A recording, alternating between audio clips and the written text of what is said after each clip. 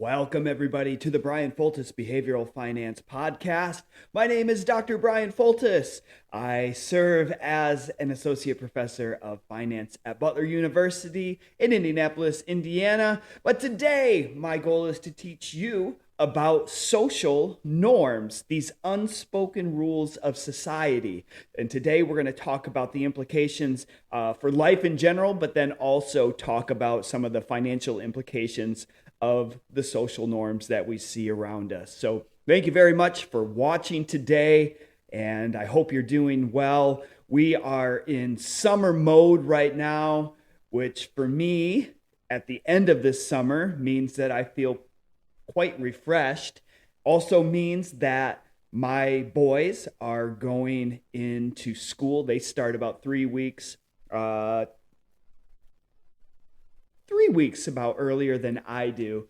So when I ship the boys off to school, going into 8th and 5th grade this year, that means I start shifting into my school mode as well. So I'm getting ready to get my classes started and prepared everything and set to go. And part of that is doing some more podcasts, getting the course content complete. There you go. There's a tongue twister for you.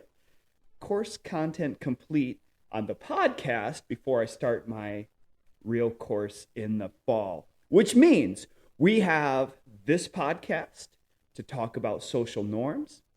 And then I'm anticipating about 3 final podcasts to complete the course content. This is going to be a deep dive into retirement and retirement savings and retirement decisions. All of these things packed into one.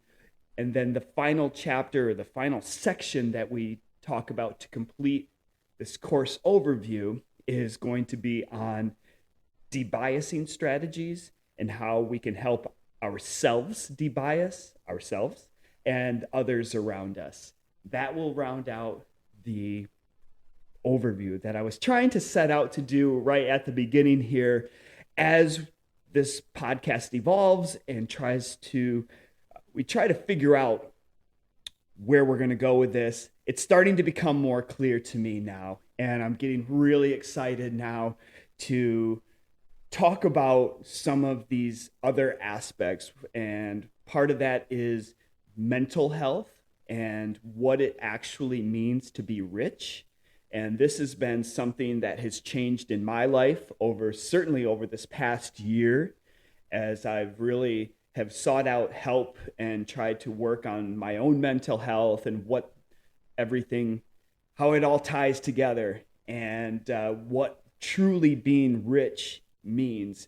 And it used to be a number in a bank account, how we could quantify it. That's where my mind likes to go, into something maybe a little bit more that, yes, financial wealth is a nice benchmark. It's a good marker, but that does not mean everything about living a rich life. As we can see, you could have a lot of money in your bank account, but if your fitness level is off or your mental health is off, well, what's it all for? You're going to be miserable anyway. You're just miserable with a lot of money.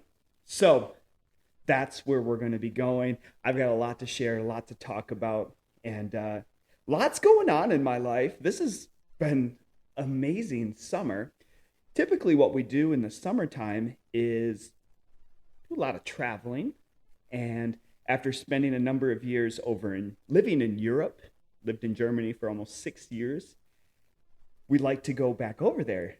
Once you get a taste of that travel life, kind of like an addiction where you want more and more. And so we use the summertime to travel over there quite a bit. And last summer was a big dive. We did 6 weeks end to end in Europe, traveling around. That was my fiance Mandy's, you see over my shoulder here, her first time in Europe, and she got 6 weeks over there. This summer was a bit different, where we moved into a new house, and I called this summer the summer of work, where wasn't all about fun and travel. It was more about laying some groundwork. And for me, that meant laying groundwork for the podcast and my consulting business. It's a lot of work that goes into it. And also the basketball card, the trading card side business that I've built up as well, that has taken some time over the summer. And I brought the boys into the equation as well. The summer of work for them meant the older one doing video editing for my podcasts and trying to create shorts and all the different things that you do as a content creator in 2023. And then I also have my younger one helping me with the cards. He helps me price them. He helps me determine which ones I should get graded, which ones I should just sell. And he's more or less my business partner when it comes to the trading cards. That meant whenever they're with me, they're with me, their dad, half the time. On those weeks that they're with me, they're up at 9 o'clock in the morning, getting to work. And then when we are done, we eat lunch. So they basically just working a couple of hours every day, but they're earning an income from doing that. And then we were going to the workouts, going to the track, doing work. So the younger one is a soccer player. Working on the left foot is something that a lot of players know they should do, but don't actually want to do it. And I know it's not always fun to do, work on your weaknesses, but we would go work on our left foot. The older one was doing track workouts where we would go 400 meters. How many times would we do that? We would go 6 times, 400 meters, 1 minute in between. And we would try to do 50%, 2 times 50%, 60%, 70%, 80%, 90% going around. The key there, if you don't want to die on those last couple, you truly have to do a 50%. And sometimes we would get burnt when we would get off to a good start and start with 70%, and then try to get through the end. Anyway, it was a really good, productive summer. And I've noticed the boys not only building a little sense of purpose, but also confidence in their lives with providing that structure and providing that purpose behind what we were trying to do. And I know the older one was saying, Dad, why are we working out at the track? I've got conditioning and working out with the football team at 3:30. I said, well, we're going to do extra. You're going to do double. And at first he was thinking, oh man, that sounds like a lot. But then he started realizing that, that extra work actually pays off. And now that second conditioning became a lot easier because it was a lot easier than what we were doing at the track. Anyway, we are at the end of that. They are going to school tomorrow, as I'm recording this here in the beginning to mid August. They're going to school tomorrow. I, the old professor, am getting married again later this week, and we're going to do a very unceremonious second wedding. So it's basically me, her, the 2 kids, and the official and a photographer, and that's it. And keeping it very, very simple and right to the point. And we're going to make Mandy a Fultis, make that official. I'm very excited, and we're going to push our honeymoon to, I believe, the Christmas holiday break that we get over the new year. So really excited about everything, and just wanted to give you a nice life update because actually life is happening. I know behavioral finance is a lot of fun, but sometimes understanding a little bit about the creator behind the content and understanding me as a person, because finance is a sensitive subject, we have to be an open book and not just a shell, and then I expect you to share everything with me. So anyway, Here we are today talking about social norms. I like teaching social norms in class because what I get to do is I get to wear my workout clothes to the lecture. Now, I do this for an intentional purpose. It's to show them that there are social rules that if I'm wearing my hat and gym clothes, I've got gym shorts on, I'm literally this morning going to head to the gym after I'm done recording this podcast, that I stand up in front of the class and everybody looks at me and goes, "What are you doing, Fultus? What now?"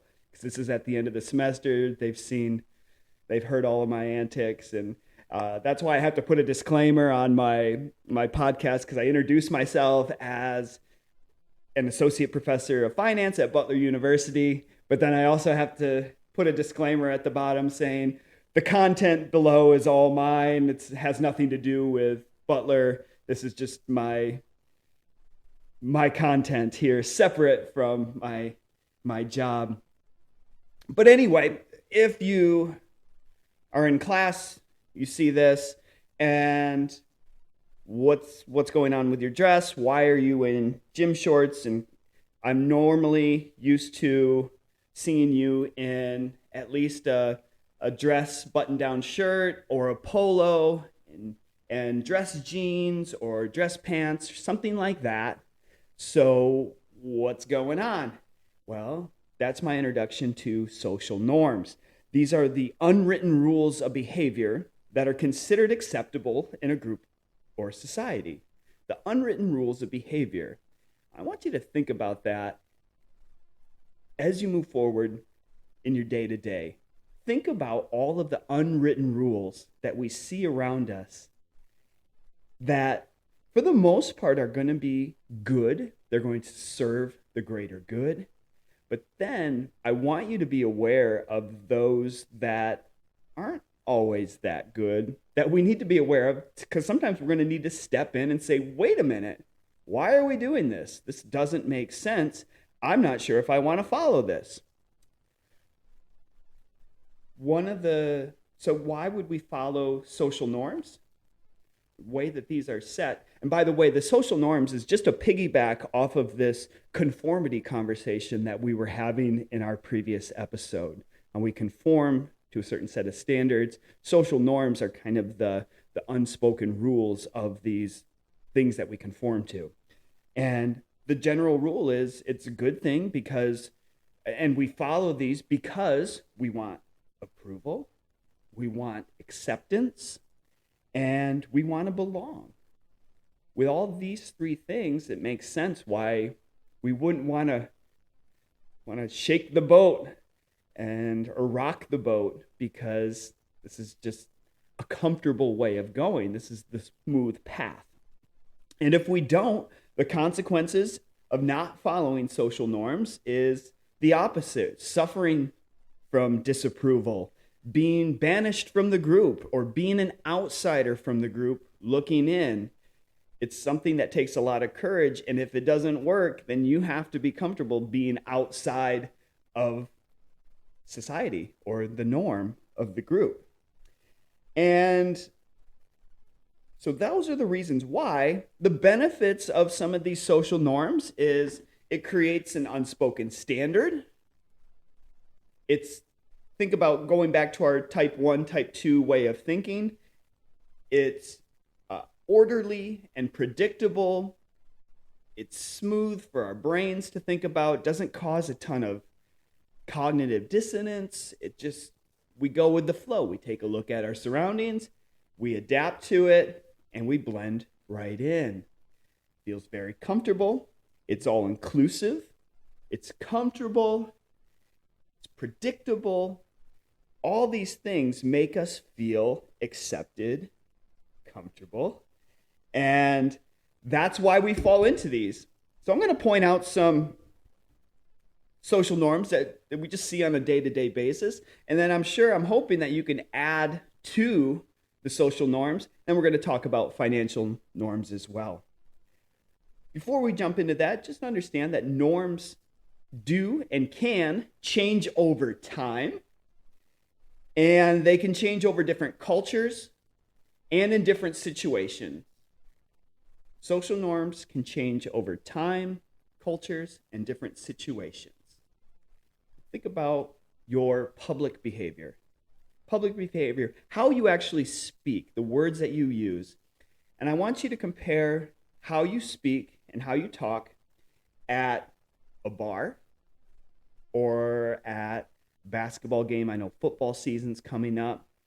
How you would talk at one of those venues or situations compared to how you would talk at if you were to go to church or if you were having dinner with your parents or your grandparents. How would you talk there? And the phenomenon is, well, why would we be different? Why would we should just be ourselves at all times? And that's the whole point. You should, but we're not, because there are these unspoken rules that we can speak different things when we're at the bar or at a football game than we could when we are at church. Thinking about how we dress. Same thing. How we dress at a bar, how we dress at a church. But also, why is it acceptable for me to wear these clothes, my athletic gear, when I go to the gym? If my students saw me at the gym, they would, hello, how's it going? Hopefully. And they wouldn't think twice about it. But when I stand up in front of the class and give this lecture in my gym clothes, you can see them wrestling with, that's just not how he's supposed to look. This is totally different. He's supposed to be dressed like this. And I have in my mind what it's supposed to look like. All of my other professors dress a certain way as well. There's a standard. And now it's in conflict with it. And my question to them is, why? Why is that?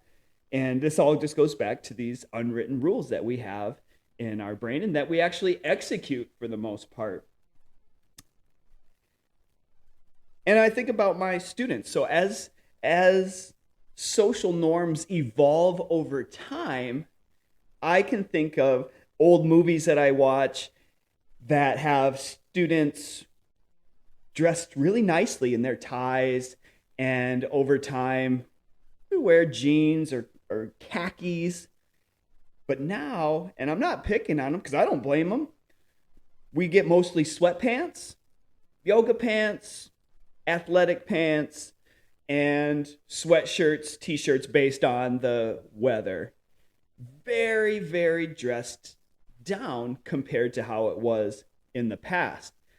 I think it makes rational sense because there should be there's no incentive for them to dress up or give some appearance. Even when we do presentations, the only dress code that I implement is dress as I do, and don't overdress the professor. So if you've got dress jeans and a dress shirt on, that's fine in my class. But think about social norms. If you were studying for an exam at a library, how you would dress compared to going to a job interview. That's one of the things that we're not going to try to push any social norms at a job interview. You're going to dress the part and dress differently than you would in most other situations. Another thing here, phone etiquette. This has evolved over time as well. Obviously, now the main mode of communication is via text, just texting, using our thumbs, compared to making a telephone call. It's very rare that my text to call ratio is very, very high, and only rarely do we do a phone call if there's just something that's multidimensional. That's when you use the phone call. Phone etiquette, social norms. When you pick up the phone, what do we say? Always say hello or some sort of greeting. We have goodbye, some sort of salutation or whatever it's called at the end. some of these unspoken rules of how we have etiquette in the beginning and the end of some of the phone conversations. And I know this has changed over time because I can tell you from memory the phone number of the top 5 friends that I had growing up and of their home phone number. And I can barely remember my fiance's phone number that I've had for 2 years, and my son's, who just got his iPhone on his 14th birthday. I don't know his number. Don't even have an idea of what that is. Oh, this has all changed over time. And now we've become so enamored with our phones and how we even interact that I call them zombie groups, where you have people walking together or are together as a group and they're all on their phones. And so they're just like walking zombies together, no awareness of anything else.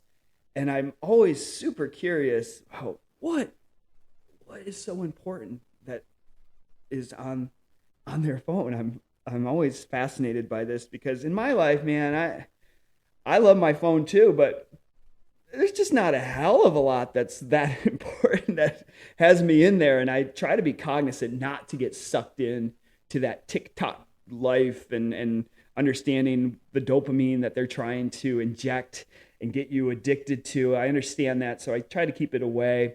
But man, those zombie groups absolutely fascinate me.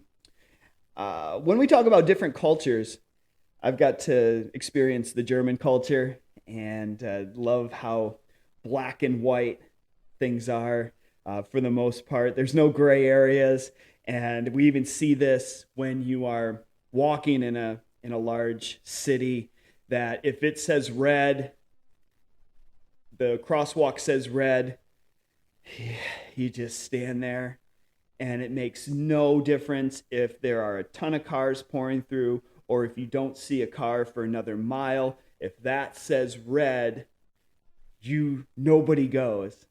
And if you break that rule, you can almost count on one of the older members of the German population to yell something at you, saying that you are breaking the rule, you're breaking the law, you can get in trouble for this. And only when that light says green should you go, no matter what's happening. So there's this blind coherence still to black and I guess it's red and green rules. And I've always thought when I was living in Germany, I always figured I'm going to save, if I save a minute for every stupid red that I'm going through, then, and I do that 5 times a day, 5 days a week. So there's 25 minutes. And if I'm doing that 50 weeks out of the year, I'm about a 20 to 25 hour time save, 1 minute at a time. And I can turn that into a number based on a monetary number based on how much I'm earning. And I asked somebody, I said, wait, how much would it cost if a police officer would actually pull me over and say, you walked on a red crosswalk? How much would this actually cost me if I got a ticket for this? And they said, 10 or 15 euros. I said, okay, bring it on. So that meant that even if I'm making 20 euros an hour net, trying to do the math, and let's just say it's 20 euros with inflation for a ticket. Based on my math, if I'm saving 20 to 25 hours, I'm going to need to get 20 to 25 tickets in order to just break even. So that, once I did the math, I'm zipping through there as long as I'm a grown-ass man and I can see that it's safe. I'm going to go walk that red. And I get yelled at by people and I'll wave at them. But for me, it became more of a expected value proposition. And I also would love to see a German police officer pull me over and say something. Because even after 5 years, what I could always do is go, no sprechen Sie Deutsch. Or say something so stupid, so only English, and just be this stupid, naive American. And so I've always, in my mind, I've always wanted that to happen. It never did, unfortunately. But when you're in Germany, there's another example of saying, how are you doing? So wie geht's is what you would say in German. And now, those of you in the US, if you are at the grocery store or anywhere in passing, what do you say to people? Hey, how you doing?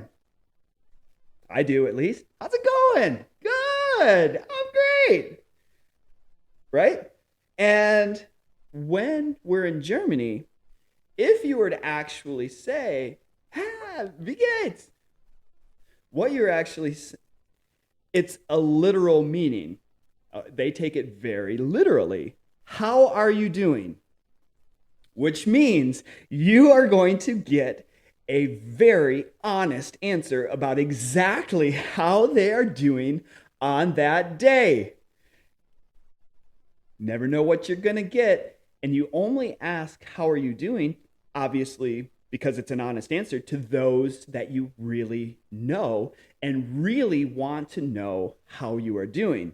So in the US, we would say, how you doing? Good. That's great. Okay. How are you really doing? That we have to come back and ask it maybe a second or a third time. But you know what? Woke up this morning, didn't feel that great and struggling with this. And I've been stressed out a lot about this and the other thing. But, I made it out of bed, and sometimes a struggle.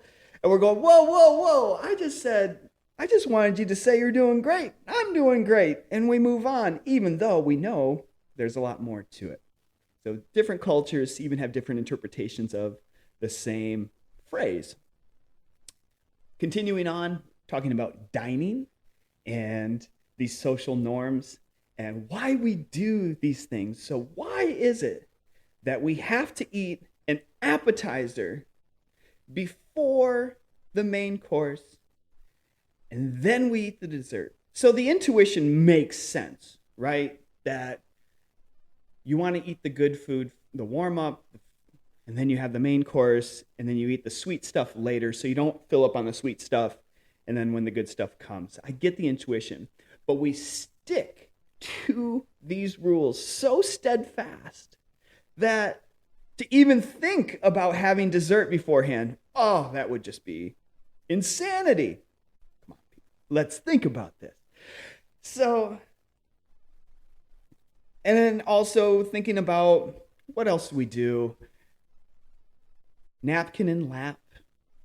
And then we wait till everyone gets their food. So in the Midwest, we're all that's our rule at my house. We wait till everyone has their food and the cook sits down. The joke in my house is not really a joke because it was real. Now we've made it a joke, is whenever I'm cooking dinner or whoever's cooking dinner, anybody need anything? Silence. As soon as I sit, I need this. So now it's a joke. As soon as I sit down, because now when you're 14, I'm going to tell them to get it your damn self. Why am I getting this for you? As soon as I sit down, I'm done. You get what you need. But wait till everyone gets their food. Why do we order our drinks first and then get food? That's also the sequential order that we see, namely in the United States, that is just an unspoken rule that we abide by. You can see all these things around us, and there are many more that we have, and I would love to hear from you, whatever you are seeing in your life. I love hearing these unspoken rules, thinking about passing on the left-hand side only on a highway. That's something that you will see only in Germany on the Autobahn. The 465, which is the highway that gets me from suburbia Indianapolis down to Butler, is about 4 lanes. and it's just what I would call a 4-lane free-for-all. I only have about 5 miles on that particular stretch of highway, but it's more or less a free-for-all where you've got people, trucks, cars coming on all different angles at all different speeds, and you just hang tight and you try to get to the other end unscathed. But now let's talk about investing. All these social norms of investing, how those play out. This is just what I'm seeing and how it's evolved over time. We see this herding, following the herd. And some of this we might call momentum, but I also see this herding behavior. And the greatest example of this is on Reddit. And we've seen these meme stocks rise, burst, and now they're kind of holding in a strange holding pattern. And just getting enough people to buy into it starts with a few leaders that are the first movers, and see if you can get the crowd to follow you, even if the stock doesn't even resemble what it should be fundamentally, doesn't matter. And this herding mentality also says, I don't care what the fundamental price of anything is, as long as I can sell it at a profit. Who's the smart one here? Doesn't matter what the fundamental price is, I can still profit. We call this the greater fool theory. I can be foolish for buying Tesla at $500, but as long as there's a greater fool that I can sell it to at $700, who's the fool? I'm making a $200 profit. So we see this, as long as there are unspoken rules of following Wall Street bets or herding. We see this with, so Bitcoin is one of the things, the cryptocurrencies. We've talked about this in a previous podcast, that we don't know where this is going to be. It's hard to fundamentally price. So we don't know what fundamental value is, except for you get a lot of people coming out here saying, so frustrated. Because on Instagram, my goal is to help people and to educate people in the way of behavioral finance, which is adjacent to personal finance. It's all about financial decision making. So you get people reaching out on Instagram, and sounds innocent enough, profile looks fine, they're interested in finance, and then you realize it's another damn ploy to get you to try to invest in Bitcoin. And these bots, or whatever the hell they are, they say, well, you put in $1,000, I will profit 7,000. Oh my God, do you even know who you are talking to? And usually I'll say something and I'll block them and move on with my life. But just, if I'm a normal investor and I'm getting these things and that just becomes the norm, I'm going, I guess I'm just going to believe this, because enough people are telling me that if I put money in Bitcoin, I'm going to increase my money by 7-fold. And so I'll just invest in this unregulated, insecure currency that people tout as uncentralized and totally secure. And anyway, we're going to leave that alone. Electronic bank runs we see as well now. This is kind of I don't know if this is unspoken rules or not, but it's a new reality, and it's a thing now where we had this back in March when Silicon Valley Bank went down, and we realized that banks could be solvent on paper 1 minute, and literally a few minutes later, they could be insolvent on paper, because people electronically can pull out their money that quickly. And if you get enough people doing it at the same time, heading for the exits, you can be insolvent within an afternoon. And that's what we saw. And the real scary part about that was that could have been any other regional bank, and that was about to be any other regional bank until the government came in on that Sunday night and said that all deposits of all amounts are insured.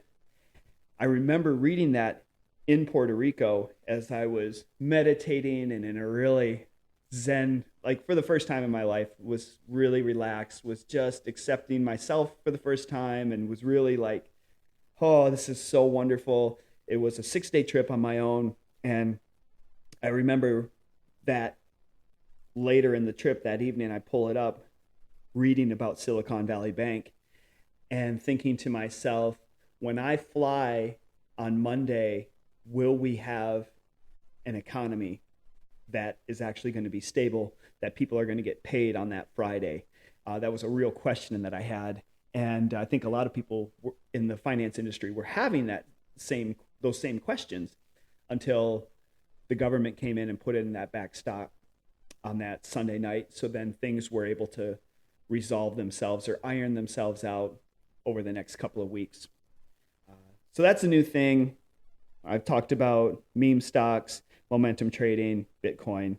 And so you see these herding mentalities, you see social norms coming around that. It's a comfortable place to be in. If everyone else is doing it, that's where you feel comfortable. So even if you all lose, we're all going to go down together. We're all going to lose together. And there's kind of this a little bit of strength in that. And on the opposite side, taking the opposite side financially is very lonely. It's very unpopular.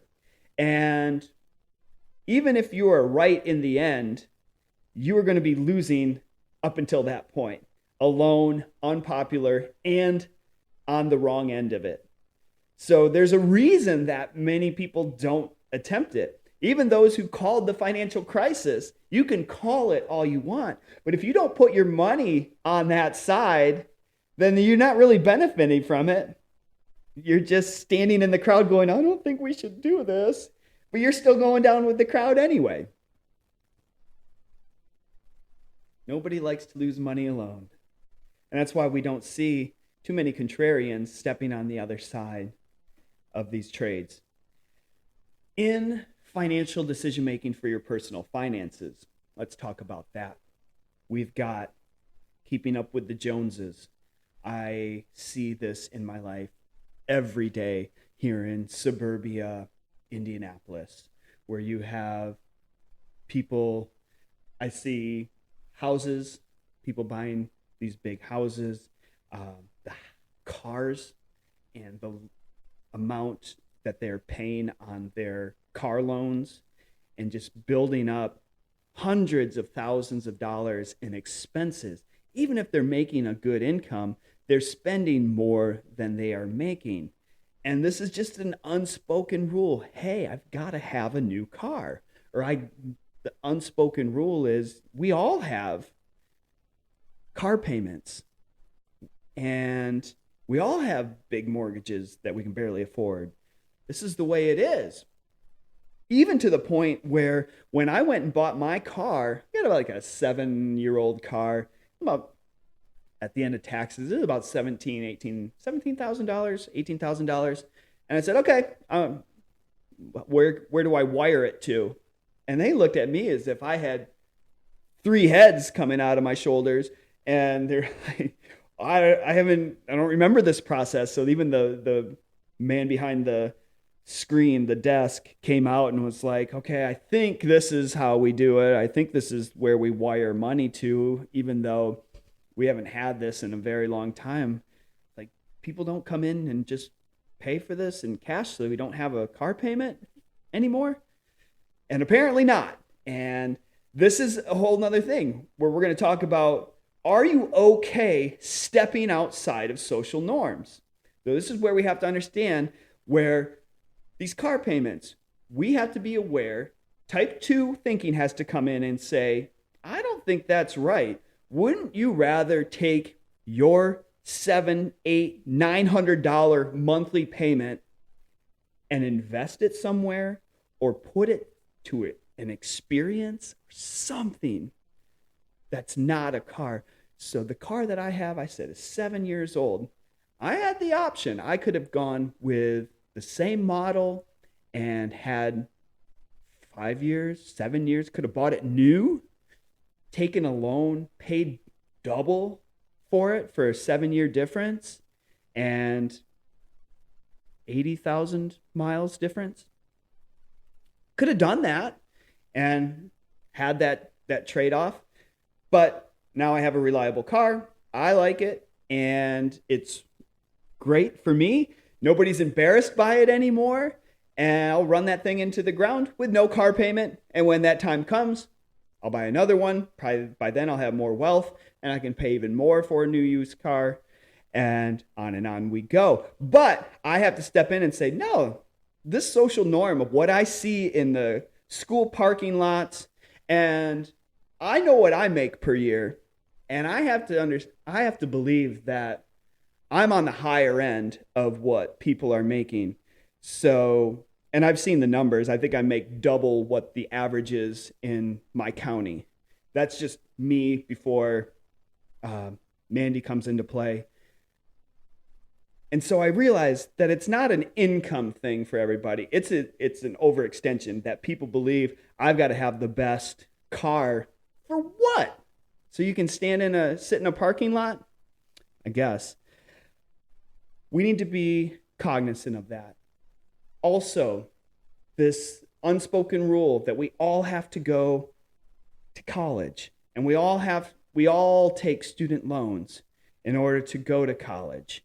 And this is just the way it is. We need to rethink that as well. Some people, and I should be not saying this because I'm a college professor, but there are some people, they should be in a trade. You should just save that money, go to trade school, become an electrician, a plumber, heating and air conditioning, and you can charge just as much as my dentist, my doctor, my psychologist. You can charge the same amount per hour without going into student loans. But there's this social stigma that says, no, even if it's not for you, you must go to college and you must get your bachelor's degree. And to a certain extent, in many different career paths, yes, I get that. You do. Some you don't. But even then, do you have to take out a 6-figure loan in order to do that?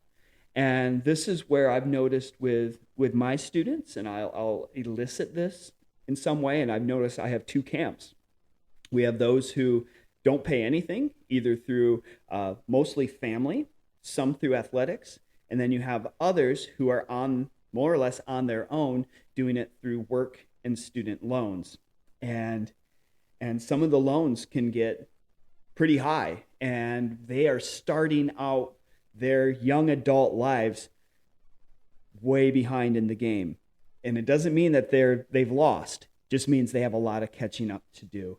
And that also means that other alternatives could be explored.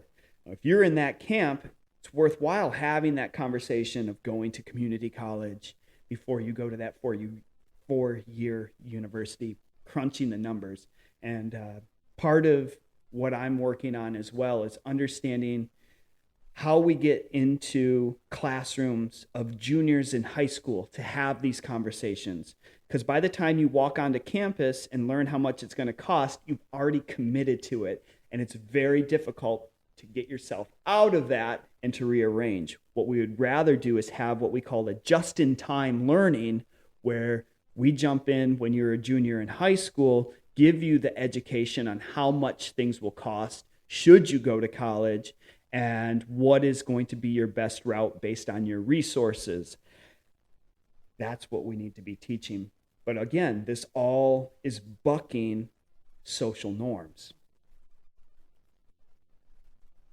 Even one step further. I know I'm getting I'm getting fired up now, because now we're starting to talk about real life purpose and how it's getting in the way of some people.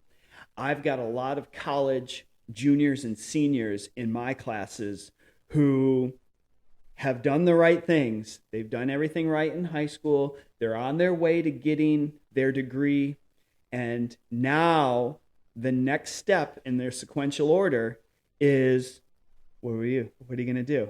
Got to get a corporate job. Corporate job, sell your soul, work extra hours so then you can work your way up the ladder, right? This is what the social norms, unspoken rules and spoken rules are talking about what you're supposed to do. Take the secure corporate job, earn that paycheck. And what this is doing is it's making our students very risk averse and fearful. It's building this fearful mindset where they're averse to taking on any risks. When you're 22 years old, take the risk. Go for it. You've got time. Learn from it. Take your risk.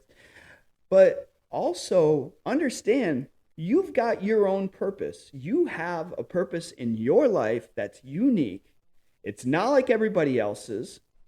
And it's up to you.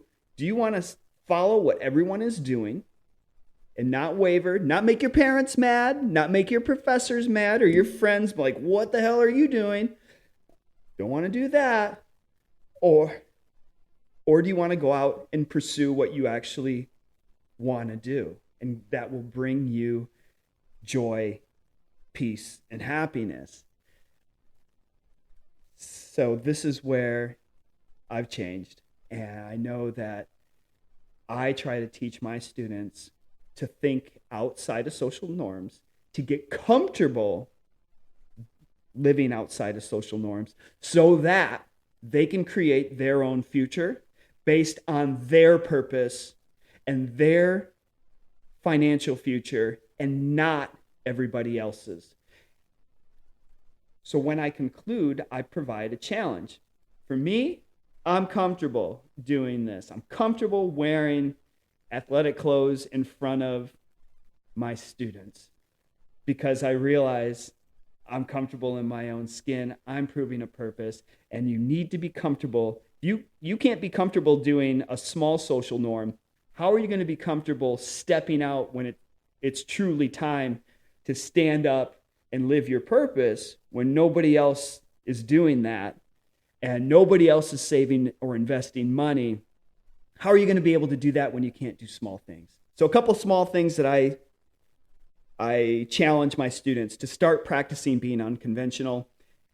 If you are out and about, everyone's eating dessert or everyone's doing the same thing, either pass on dessert or eat out of order just to mess with people. Say, just a bit unconventional, but why do we have to do it in this order?